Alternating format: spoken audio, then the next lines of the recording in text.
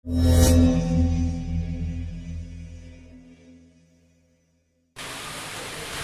memanjatkan puji dan syukur kepada Allah Subhanahu wa Ta'ala pada malam yang berbahagianya, di tengah-tengah bulannya mudik pada akhir-akhir masa, di tengah-tengah manusia dalam keadaan penuh dengan kesibukan dan kegiatan-kegiatan yang belum selesai dengan kegiatan. Nah, hal-hal yang macam perlu kita dilakukan, tetapi pada malam yang sangat berbahagia itu Allah akan beri kesempatan kepada kita untuk hadir pada tempat yang mulia ini, berkumpul untuk berzikir kepada Allah Subhanahu wa Ta'ala. Ketahuilah wahai saudaraku, tidak semua manusia yang diciptakan oleh Allah mereka diberikan kesempatan untuk menyebut nama-nama yang mulia daripada nama beliau. Apalagi umat-umat Nabi Muhammad yang hidup di akhir zaman, banyak di antara mereka yang berkumpul berbuat kemaksiatan di hadapan Allah Subhanahu wa Ta'ala, berkumpul yang bisa mengundang bala dan malaikat besar. Di mana-mana kita melihat manusia berkumpul-kumpul di dalam melakukan kejahatan di hadapan Allah Subhanahu wa Ta'ala. Tetapi menirwakan dan putra Allah, kita pada malam ini berkumpul untuk melanjutkan dengan zikir kepada Allah, berselawat kepada Rasulullah Sallallahu Alaihi Wasallam. Maka ketahuilah perkumpulan inilah yang bisa mengundang rahmat yang paling besar daripada Allah. Maka perkumpulan inilah yang akan dikelilingi oleh seluruh para malaikat-malaikat yang dihadiri oleh para orang-orang mulia. Maka inilah perkumpulan yang akan bisa menenangkan jiwa-jiwa yang susah, yang akan menghapuskan segala kejahatan-kejahatan yang pernah kita lakukan selamanya. Maka sangat bersyukur kita kepada Allah. Ternyata di akhir zaman sekelompok umat Nabi Muhammad, mereka masih mau berselawat kepada beliau, masih mau memperingati maulid kelahiran beliau, masih ada rasa cinta dalam hati-hati mereka. Sebenarnya inilah yang ditunggu oleh Nabi kita Nabi Muhammad Sallallahu Alaihi Wasallam. Maka senantiasa kita berdoa kepada Allah, semoga Allah Subhanahu wa Ta'ala memberikan taufik ini kepada kita, hidayah yang seperti ini kepada kita semua, sampai daripada akhir kehidupan kita nanti, jika kita kembali kepada Allah Subhanahu wa Ta'ala. Salawat dan salam sama-sama kita hantarkan kepada Rasulullah Sallallahu Alaihi Wasallam.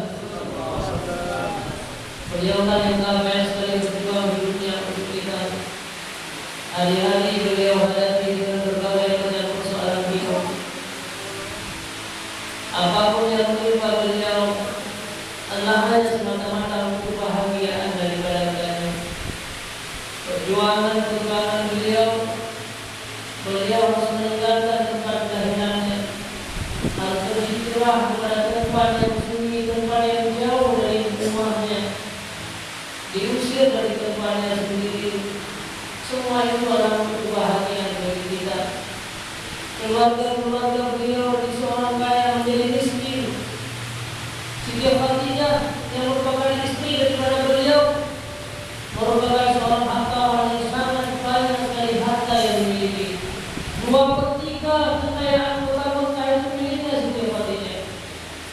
Orang-orang bangga dengan seorang Khadijah. Dia seorang hartawan, seorang tokoh, seorang yang dipuji-puji oleh orang-orang Quraisy pada saat itu. Tetapi setelah beliau menikah dengan Rasulullah Sallallahu Alaihi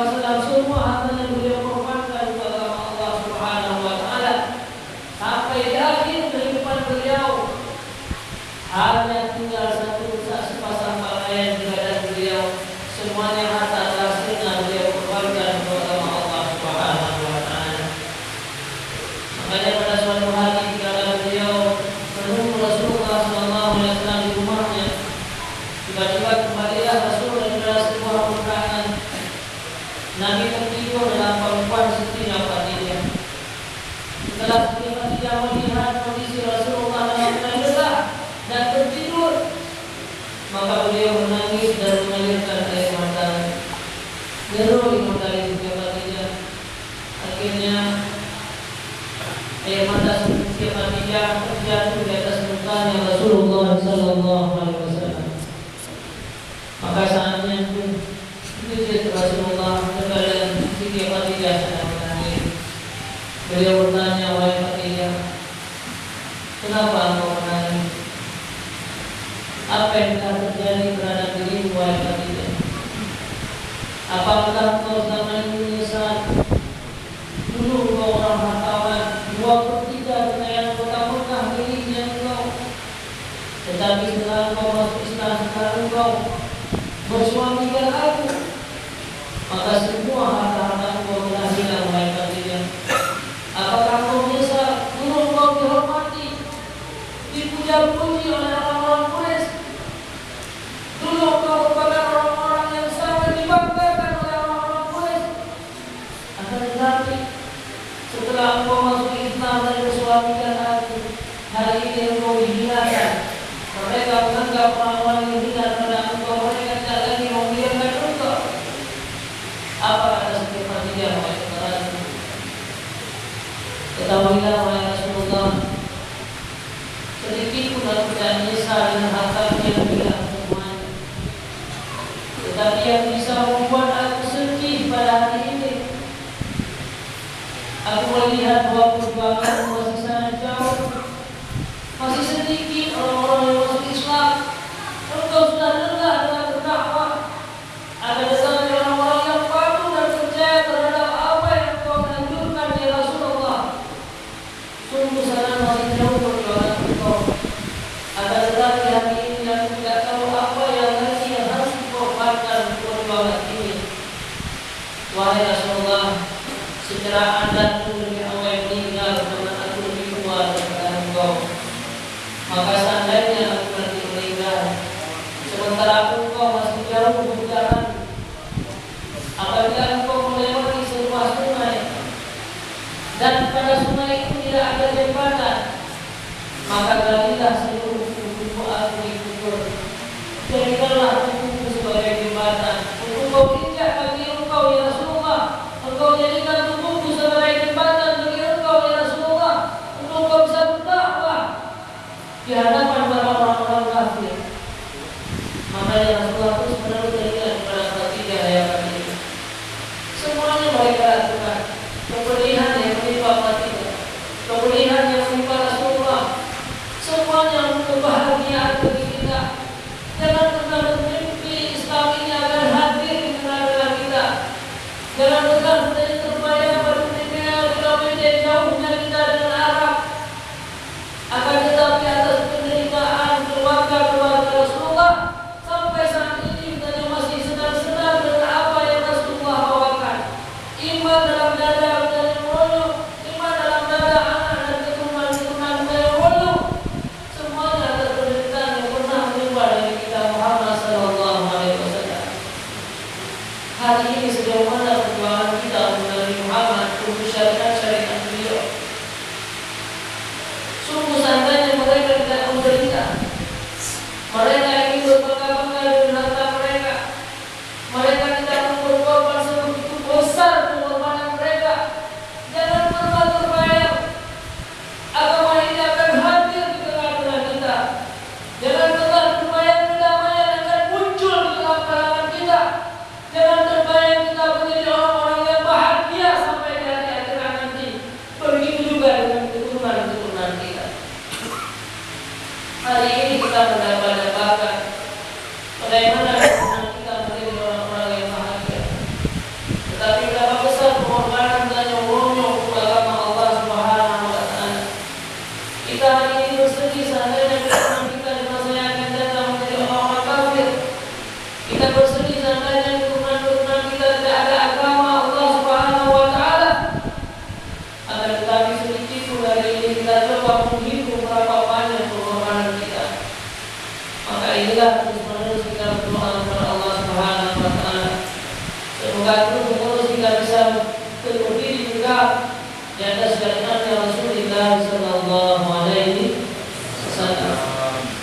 Dan Allah Subhanahu Wa Taala memberikan taufik kepada kita, berikan hidayah kepada kita, kita bisa bertemu dengan Nabi kita Nabi Muhammad di hari akhirat nanti. Selamat datang juga kepada Allah dan sahabat beliau, alim ulama, mutaqaddimin dan mutaakhirin, ulama Islam, pembimbing dan pendidik kita, para pengajar ilmu. Mereka lah yang membentengi kalian, mereka yang menjaga anak dan keturunan kalian. Para ahli-ahli ilmu inilah yang merupakan warasatul anbiya, orang-orang yang melanjutkan perjuangan Nabi Muhammad, orang-orang yang dicintai oleh Rasulullah Sallallahu Alaihi Wasallam, karena mereka lah yang menunjukkan umat yang melewati perjuangan-perjuangan yang pernah menimpa terhadap Rasulullah Sallallahu Alaihi Wasallam. Maka ulama lah yang menjadi benteng kita agar terhindar daripada neraka jahanam. Mereka lah yang akan membawa kita kepada sebuah kebahagiaan besar, yaitu kebahagiaan surga di masa yang akan datang.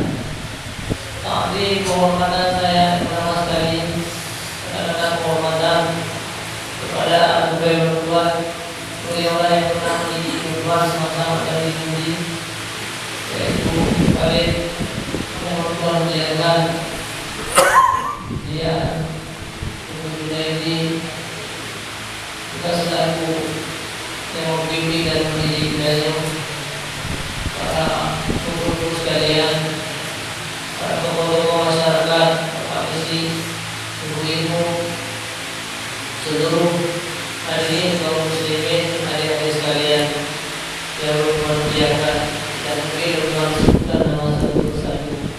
Tapi ketahuilah sedikit pun tidak merasa kurang hormat daripada orang tua. Syukurlah kita kepada Allah Subhanahu Wa Taala.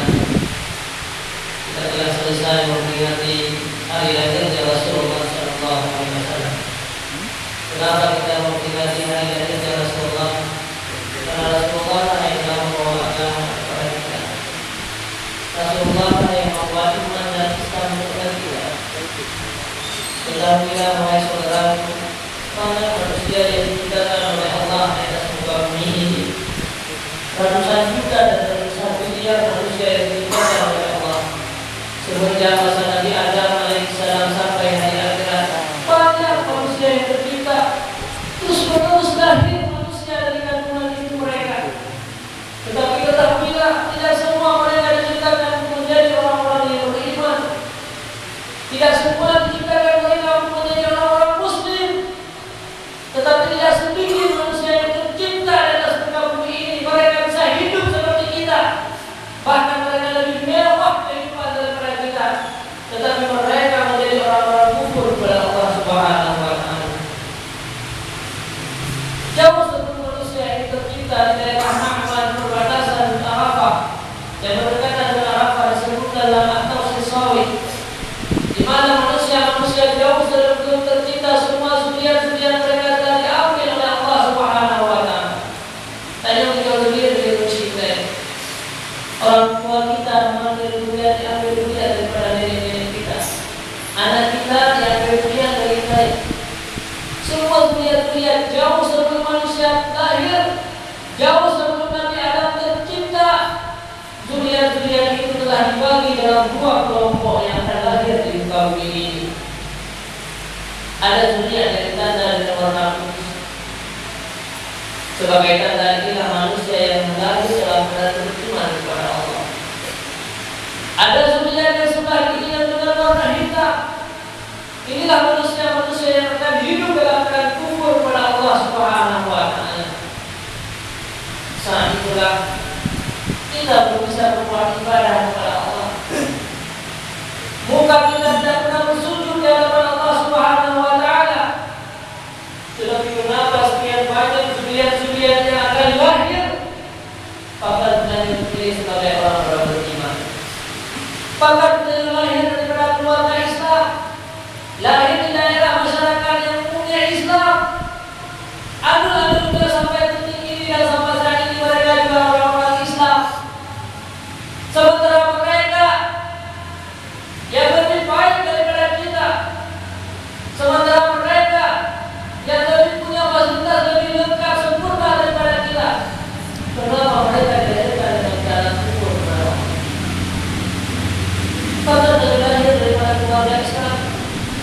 Beribadah apa yang pernah beliau persembahkan di hadapan Allah Subhanahu wa taala. Berapa kali murid-murid ini berselawat dan melakukan zikir-zikir kepada Allah Subhanahu wa taala. Maka dari hidup dalam keluarga orang-orang mukmin dan orang-orang Islam. Tentu jawabannya karena kita masih disayangi oleh Allah. Kenapa kita sedang dipersiapkan orang-orang Islam merupakan dipersiapkan menjadi penghuni surga, sementara mereka orang-orang kafir sedang dipersiapkan menjadi penghuni neraka jahanam? Apa yang pernah menimpa kepada kita? Maka jawabannya wahai saudaraku, karena kita masih disayangi oleh Allah Subhanahu wa taala. Karena Allah masih cinta kepada kita. Allah masih sayang kepada kita. Walaupun dalam rangka yang belum ada harapan yang belum tercapai, nanti cita-cita yang belum tersampaikan, ada hal-hal yang tidak puas dengan apa yang Allah berikan kepada kita, sehingga kita lupa kepada Allah Subhanahu wa taala. Kewajiban-kewajiban yang Allah berikan kita relakan, kita sia-siakan dengan begitu saja, karena kita kurang puas dengan kehendak daripada Allah. Padahal kita tidak pernah sadar betapa besar kasih sayang Allah. Kita diciptakan dalam keadaan beriman, orang tua kita dalam keadaan beriman, anak-anak kita dalam keadaan beriman. Inilah manusia yang sedang dipersiapkan menjadi penghuni surga. Sementara mereka orang-orang kafir dipersiapkan orang tuanya daripada orang-orang kafir, keluarga mereka kafir, hidup dalam kehidupan kafir. Mereka itulah menjadi manusia yang dipersiapkan menjadi penghuni neraka jahanam. Karena kekufuran itulah yang bisa membawa mereka kepada neraka jahanam. Inilah yang punya yang kita setiap waktu dan setiap saat. Maka untuk menyelamatkan iman dalam dada-dada kita hadir. Setelah Allah menciptakan kelompok manusia dua kelompok yang hadir, nah yang beriman dan yang Islam, begitu juga kematian kita. Ada juga kelompok orang-orang yang beriman ketika lahir, tetapi ada yang meninggal dalam keadaan kufur, na'udzubillah, na'udzubillah. Mereka orang-orang Islam, mereka dari keluarga Islam, tetapi dalam menyiapkan syariat Rasulullah SAW, karena mereka tidak puas dengan apa yang Allah takdirkan kepada mereka, mereka sia-siakan hidup di dunia ini. Mereka abaikan apa yang diperintahkan oleh Rasulullah SAW. Akhirnya mereka kembali kepada Allah. Dia dalam keadaan kufur kepada Allah Subhanahu wa taala. Na'udzubillah, subhanallah. Sungguh tidak ada arti lagi kehidupan dan yang abadi dan yang tinggal kepada Allah dalam keadaan tidak beriman. Juga tidak sedikit manusia yang mereka beriman kepada Allah di dunia ini, bahkan mereka lebih saleh daripada orang lain, ibadat mereka lebih kuat daripada orang lain. Orang-orang sudah menganggap itulah orang-orang yang sukses. Orang-orang sudah bangga dengan kehebatan mereka, dengan ketaatan mereka. Akan tetapi ternyata hidup mereka di akhir kehidupan mereka, mereka hidup dalam keadaan sia-sia. Mereka kembali kepada Allah dalam keadaan kufur dan campakkan dalam neraka jahanam. Na'udzubillah, subhanallah. Inilah yang selalu ditakuni oleh para ulama. Ada seorang ulama namanya Sufyan Ats-Tsauri. Beliau merupakan seorang ulama yang saleh. Semenjak kecil beliau tidak pernah melakukan kejahatan dalam hidupnya. Hari-hari beliau lewati kehidupan mereka. Beliau dalam keadaan beribadah kepada Allah Subhanahu wa taala. Bahkan sejak kecil beliau telah diwakafkan oleh orang tuanya untuk agama Allah. Wahai Sufyan Ats-Tsauri, aku wakafkan engkau untuk agama Allah. Berjalanlah, tuntunlah ilmu dan jangan pernah kembali. Nanti kita di hari akhirat akan bertemu. Karena yang namanya wakaf dan artinya tidak akan pernah kembali. Inilah seorang Sufyan Ats-Tsauri dalam sejarah beliau. Semenjak kecil beliau telah menimpa ilmu yang banyak. Semenjak kecil beliau sudah taat dan ibadah kepada Allah. Beliau sisihkan waktunya untuk manusia kepada Allah, tetapi beliau setiap malam menangis, air mata beliau membasahi tempat-tempat sujud beliau. Terus menerus air mata beliau menangis di hadapan Allah Subhanahu wa Ta'ala. Orang-orang bertanya, ya Sufyan Tsauri, kenapa engkau menangis? Apa yang kau lakukan? Kesalahan apa yang pernah kau lakukan? Hai Sufyan Tsauri, kejahatan apa yang pernah kau lakukan? Beliau menjawab, aku menangis bukan karena kesalahan, aku menangis bukan karena ada kejahatan, tetapi akhirnya menangis itu ya aku takuti. Tidak sedikit manusia hidup dalam keadaan beriman, akan tetapi dia kembali kepada Allah tanpa bersyukur kepada Allah. Namun tidak semata. Wahai saudara sekalian dan seiman saya, maka salah satu kemudian kita menyelamatkan iman dalam keadaan kita hari ini, perbanyakkanlah bersyukur kepada Allah Subhanahu wa Ta'ala. Seperti apa yang kami lakukan akhir Allah memberikan hidayah kepada saya. Di antara lain yang masih bisu, kenapa Allah memberikan hidayah kepada kita? Dalam setiap hari kita sampai 16 kata-kata yang kita keluarkan. Ada daerah kita yang mengeluarkan kata-kata sampai 24 kalimat. Berapa banyak kalimat yang kita lakukan zikir dan berzikir kepada Allah Subhanahu wa Ta'ala. Satu tahun sekali kita mendengar mobil. Apakah cukup dengan sebelum 1 tahun sekali kita berzikir kepada Allah Subhanahu wa Ta'ala? Ya ayyuhalladzina amanu Allah selalu menyampaikan firman-Nya, wahai orang-orang yang beriman, perbanyakklah zikir engkau setiap pagi dan setiap malam.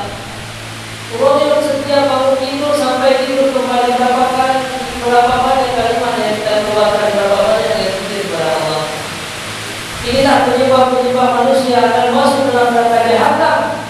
Sebagaimana Rasulullah SAW berkata, "Hadifuna ala manakibihim wa ala afwahihim ila jahannam illa hasaida al-sinatihim."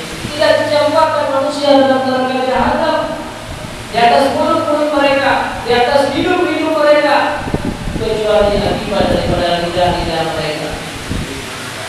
Makanya dalam sejarah ada seorang pedagang, pedagangnya pasar, pedagang biasa, dalam kita kerja untuk ini diceritakan. Siapa pedagang itu